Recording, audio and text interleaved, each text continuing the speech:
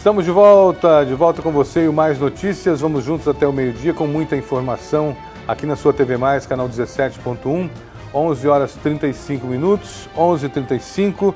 E eu já vou começar o meu bate-papo com o professor Luiz Miguel de Miranda. Professor, muito obrigado pela sua presença mais uma vez. Bom dia e bom dia a você e bom dia a todos que nos assistem. É um prazer estar aqui com vocês, ver se a gente pode colaborar de alguma forma com a sociedade cuiabana. O senhor sabe que quando a gente pensou nesse tema, o seu nome foi um dos primeiros a vir na lista ali, porque o senhor hoje é mestre, né, em engenharia de transportes, mestre em engenharia civil pela UFMT, professor hoje, convidado hoje? Eu sou professor voluntário. Professor voluntário da UFMT, mas exerceu ao longo de quantos anos? Eu dou aula há 50 anos, que eu dou aula desde a Universidade Federal do Rio de Janeiro. Então já tenho 50 anos de magistério. Bom, e aí o senhor imaginava na sua carreira se ver frente a esse desafio aí que é avaliar e analisar nesse momento que estamos vivendo?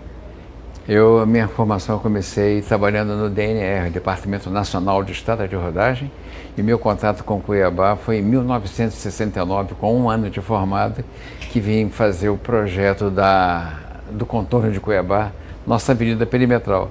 Então, a minha surpresa foi que no meio desse processo eu voltei para a universidade e desde então não saí mais da universidade. Falar em avenida, vamos começar por Avenida Perimetral aí, o senhor colocou aí. A Avenida Perimetral já está com seus gargalos, né?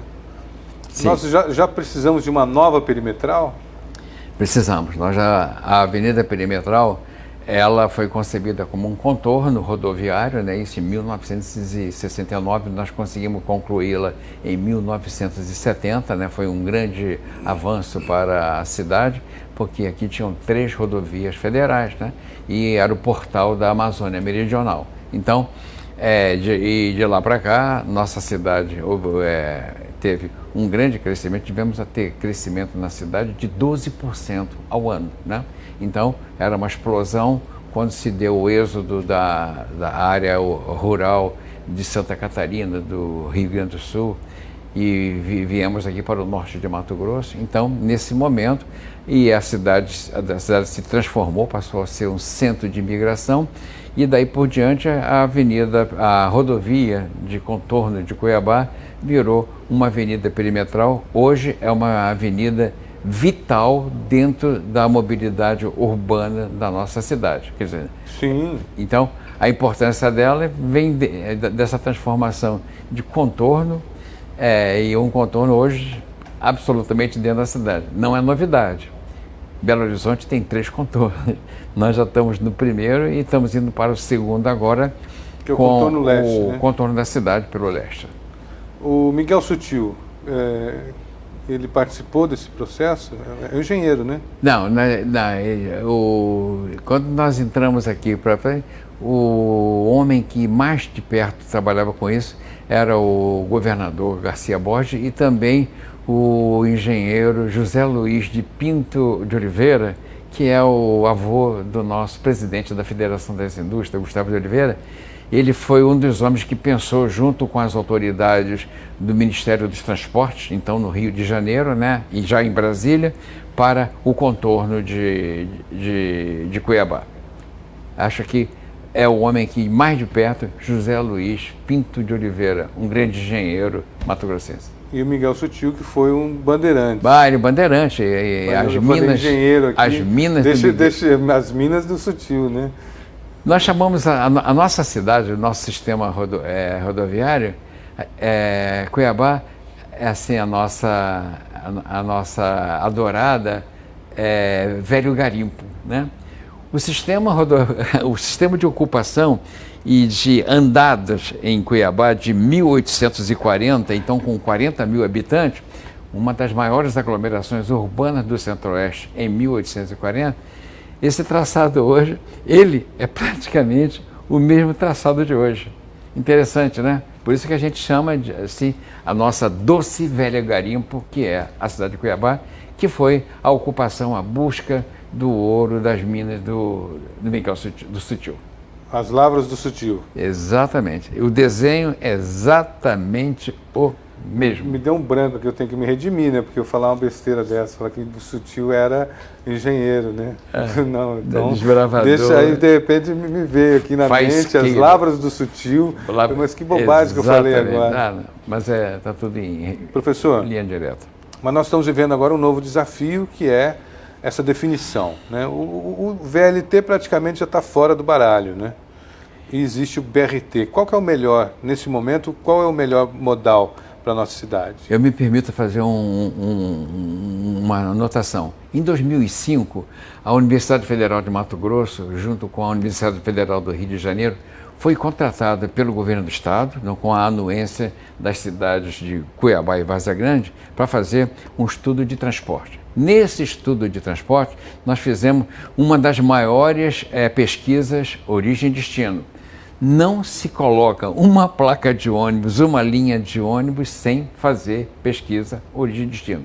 Pois bem, os dados de então mostravam que a gente descobrimos esse traçado, né, das Lavras de Miguel Sutil, e então a gente percebeu que nós tínhamos um sistema radial, ou seja, um sistema que começava no centro da cidade e se dirigia para as áreas periféricas, tá? E essas áreas não se comunicavam. E por força de um defeito, um crime do sistema financeiro da habitação de 1960 com o BNH, colocou os polos de residenciais nessas extremidades. Então, ficamos com o polo da cidade, né, na década de 60, a periferia onde estavam os trabalhadores e os moradores, e uma área absolutamente ocupada por garimpos e por interesses fundiários. Conclusão, esse é o desenho que sobrou para o século XXI da nossa cidade de Cuiabá. Por conta disso, a gente já tinha uma demanda decadente, uns espaços vazios a ocupar e não havia comunicação entre esses setores. Então, é esse que é o sistema radial das velhas Lavras de Miguel Sutil, que é hoje o sistema de corredores de transporte de Cuiabá. Eu não sou engenheiro, mas pelo que o senhor está colocando, o melhor para esse sistema radial seria o ônibus. Exatamente. O BRT. Porque são longas as distâncias a andar, né? E você, diferentemente a nossa cidade é uma cidade plana, aberta, em que a ocupação se dá de forma não muito ordenada. Cada dia tem que se estender uma linha de energia, uma linha de esgoto, uma linha de água, uma linha de suprimento. Nossa cidade hoje é aberta e plana. Isso daí você não resolve com o transporte circular, como é o VLT, que liga os setores norte, nordeste, sul, sudoeste, leste, oeste, para fazer a interconexão. Porque o VLT é sobremaneira um modal de integração entre os modais. Ora, no único modal que nós temos é o ônibus, então, nesses eixos. Então, você primeiro tem que atender essa periferia para, num segundo estágio, você chegar ao VLT. Alguma coisa de BRT para 600 mil habitantes em 2005 e VLT 1 milhão e 200 mil habitantes daqui a mais 30 a 40 anos. Ou seja, por conta disso, começou errado, vai dar errado. Em que pese que o governo de então contratou os estudos, contratou o projeto, trouxe autoridades e que disseram o melhor para Cuiabá é o BRT, que custava 382 milhões de reais e não sabe, aliás, todo mundo sabe que um avião de Cuiabá até Brasília, isso aí passou para 1 bilhão 470 milhões. Não é só o montante do dinheiro, não dá para fraudar números, demanda. Você não consegue botar dentro de um envelope e resolver. Você não pode fraudar os números das nossas equações. Que naquela época, inclusive, algumas audiências públicas conversaram se o VLT, BRT E tinha um outro sistema. Tinha um metrô, tinha um sistema que. Um sistema que era também por ar, né? O aéreo. Meu amigo lá do Espírito Santo trouxe essa ideia para cá. Também inviável. Não, tudo inviável. E essas audiências foram feitas na Assembleia Legislativa, Sim. O ambiente mais adequado para se discutir isso, e ficou definido, acertado, medido e contratado a empresa que fez o anteprojeto para o BRT. E você sabe o que é que deu daí para frente. O senhor se tranquiliza com esse rumo que essa história está tomando a partir de agora? Olha, não é uma discussão fácil. Se fosse fácil, o governo anterior já teria resolvido, né? Porque a questão hoje está judicializada. E você sabe que essas empresas, quando entram na judicialização, elas não perdem. Pode ter certeza disso. Então, isso aí vai demandar um trabalho extra muito grande para o governo do Estado, mas eu acredito que, diante de todas essas circunstâncias, desses números e dessas evidências, o governo do Estado fez o que podia fazer. E outra coisa, não há um centavo que possa ser comprometido com soluções já. Não existem soluções já no quadro de hoje de uma pandemia que cortou as viagens, implementou o comércio digital, implementou aulas, educação remota e tirou, né, reduziu a demanda. Isso não é para Cuiabá, isso é para o Brasil e para o mundo. A pandemia é uma nova normal que vai introduzir assim uma revisão completa do sistema de transporte. Por isso que eu digo que não há solução para já. As soluções vão ter que ser todas pensadas diante dessas novas circunstâncias dessa pandemia. Quanto tempo mais o senhor acredita que vai demorar para que a gente tenha o BRT passando, por exemplo, aqui em frente à TV, na Avenida do CPA? Olha, nós temos um problema grande que é desapropriação. Não sabemos quanto custa essa desapropriação, não sabemos. A Avenida do CPA é a mais fácil de todas elas, porque a faixa está preservada desde que o Fragelli abriu o CPA, tanto o CPA administrativo quanto o CPA residencial. Ela está garantida. Tem um posto de gasolina ali na frente, mas... Já está resolvido, só não se mexe agora para não... Mas aquilo já está resolvido. Agora, a Fernando Correia e a Prainha é um desafio enorme para mexer no espaço físico e na Fernando Correia, que é o espaço empresarial e industrial mais caro de Cuiabá. Fazer desapropriação ali é complicado. Aí você pode perguntar, e pode fazer o BRT sem que seja uma faixa exclusiva? Poderia ter sido feito. Professor, por que não foi feito? A gente não sabe como foi conduzido esse projeto. Mas, se for escolhido a segregação, ela serve como segregação. Mas você vai em todas as cidades do mundo, o BRT divide as ruas com o tráfego local. Em alguns momentos. Né? Exato. E aqui foi uma solução segregada. Então, a gente aproveita tudo que foi feito, não se perde nada. E o que está projetado, que eu acho que é muito pouca coisa que está projetado, a gente pode fazer simplificações, adequações e correções. Resta o problema de desapropriação e se desfazer dos veículos que estão aí, que também é um desafio. A UFMT está participando desses estudos agora? A UFMT foi convidada pela Prefeitura para participar, e pelo Estado para participar da GECOPA em 2011. Assim que nós apresentamos nossa primeira sugestão de BRT, a gente não foi mais convidado, então o que a gente faz é professor. Nessa etapa agora? Não, a UFMT não foi convidada para, pelo que eu estou sabendo diretamente do nosso reitor, nós não fomos convidados para nada. É que a gente é metido, né? Professor ensina aprendendo e aprende ensinando. E a gente acompanha, vai bater na porta, temos nossos amigos que estão dentro da gestão e a gente, o nosso livro, papel, paper, notícia, o que a gente acompanha para a gente poder chegar e construir uma posição de defesa de uma solução, porque trabalhamos com números, né? Fica mais fácil. O que nós vamos aprender com tudo isso, na sua opinião? Primeiro, não se fraudam números, né? Segundo, você tem uma diferença entre espaço físico, soluções de demanda e soluções políticas, né? Naturalmente que as posições políticas são muito mais lógicas, mais fáceis para os gestores. Agora, a questão física, por favor, vão procurar as pessoas que são preparadas para responder sobre isso.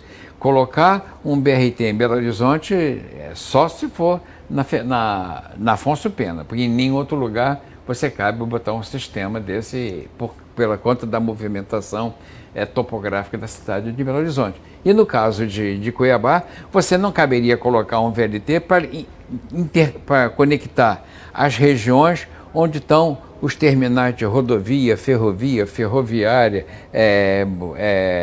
centro de abastecimento, centro político. Não tem. Só numa situação dessa que o VLT caberia. O senhor falando aí, a sensação que me passa é que nós estamos engatinhando quando o tema é o transporte urbano. A gente vinha encaminhando e agora a gente voltou mais quase uma geração atrás por causa dessas novas normais, né? A gente vai ter que aprender muito. Primeira coisa, o financiamento do transporte. Não há viagem de graça. Todas as viagens são pagas. Pelo projeto, pelo modelo que a gente tem do Ministério do Transporte de cálculo tarifário, a gente usa a lei de Robin Hood. Os mais pobres, os mais ricos, pagam o transporte para o mais pobre. Trabalhar aqui na TV+, no centro da cidade, e morar aqui no Santa Rosa, é uma viagem de 3,6, 4 quilômetros. Vir trabalhar, vindo lá do Jardim Glória, para trabalhar aqui na TV+, são 12 a 16 quilômetros de distância. O preço da passagem é o mesmo. Então, quem mora na Santa Rosa, paga a passagem de quem anda 12 quilômetros. Isso é Robin Hood. Você tira do mais rico, teoricamente, né? Simbolicamente. O quilômetro dele vai ser mais caro. Exatamente, porque não existe viagem de graça. Então, e agora? O que está acontecendo? Todas as empresas de transporte de ônibus do país estão quebradas, porque reduziu a demanda. A tarifa é o número total, o custo total de todo o sistema dividido pelo número de viagens. Ora, eu estou dando aula remota, tá? Para fazer compras, eu já faço pelo delivery. Então, o que acontece? Não há mais viagem. Se você reduziu o denominador, a tarifa fica maior. Como a autoridade, o gestor, não tem coragem, competência ou fundamento para fazer isso, o que é que ele faz? Ele alonga o período de vida útil dos ônibus, que era normalmente de 7 anos. Temos ônibus hoje em Cuiabá com 12 anos de uso. E vai chegar a 15, porque ninguém pode hoje, assim, o gestor, decidir aumentar a tarifa para o preço dela. Aí diminui o custo para o empresário. Bom, com certeza. E como ele tem obrigações contratuais, funcionais, de manutenção, de combustível e de salário, ele tem que correr atrás de subsídios. Não há também transporte urbano sem subsídio. Não estamos falando de transporte de commodity, de ferro-gusa, de minério. Estamos falando de transporte de gente. Não há no mundo todo que não seja por subsídio. Por quê?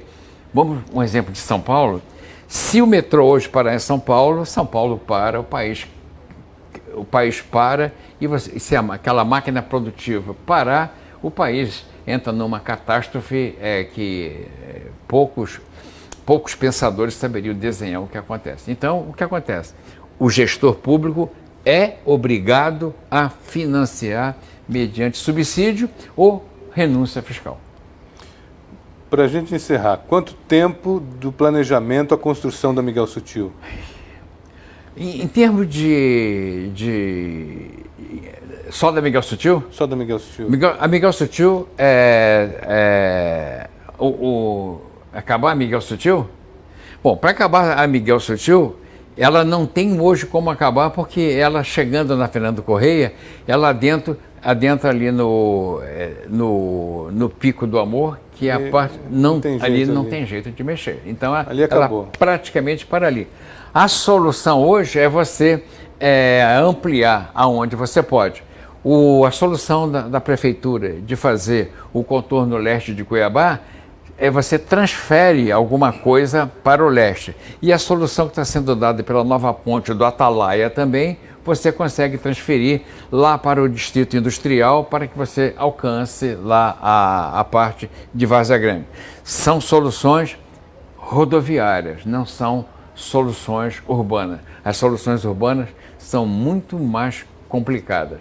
E no caso do VLT-BRT, a questão está toda judicializada, os valores estão todos aí, o governador já expôs tudo que é a problemática, o quanto de dinheiro que está sendo drenado dos cofres públicos para sustentar esse impasse, esse imbróglio. É urgente que se dê solução a isso daí. Professor Luiz Miguel de Miranda, muito obrigado pela sua presença aqui, uma aula para a gente de transporte, de mobilidade. Obrigado mesmo pela sua presença. Já vou deixar o convite para o senhor voltar em breve aqui, quando as coisas começarem a andar, de vez em quando dar uma passadinha por aqui para a gente conversar mais sobre isso. Eu espero que seja para dar comentários mais auspiciosos. Eu acredito, nós temos nossos gestores, temos uma AGER que reúne as melhores cabeças de transporte urbano e transporte passageiro. Eu acredito que tenhamos soluções viáveis pela frente. Obrigado. Obrigado. Prazer entrevistá-lo novamente.